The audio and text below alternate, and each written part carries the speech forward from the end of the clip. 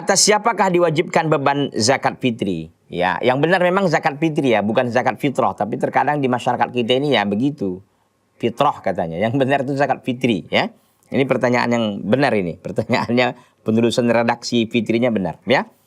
Jadi zakat fitri itu kan artinya zakat yang diberikan ketika kita hendak berbuka. Ketika hendak kita berbuka dari bulan Ramadan. Artinya berbuka dari puasa Ramadan. Karena sudah mendekati apa? Karena sudah mendekati Idul Fitri.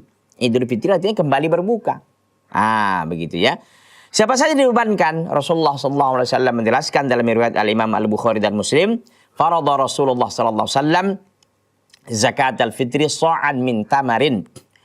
Aw sa'an min syairin. Aw sa'an min syairin. Ya. Kemudian dikatakan oleh Nabi SAW, zakat fitri itu diwajibkan. Ya. Rasulullah SAW mewajibkan zakat fitri sa'an, satu sa' dari tamar atau satu sa' dari syair. Satu sa' dari tamar atau satu sa' dari syair.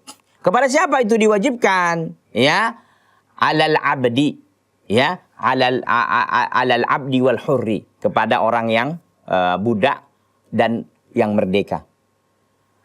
Wa dzakari wal untha, laki-laki dan perempuan. Was-shaghiri wal kabir, yang besar dan yang kecil. Minal muslimin, dari kaum muslimin.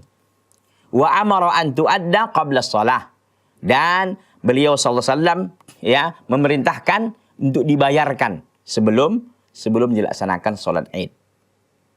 Itu dia. Jadi zakat fitri itu dikeluarkan, diwajibkan kepada setiap muslim, muslimah, besar, kecil, budak, merdeka, semuanya kena.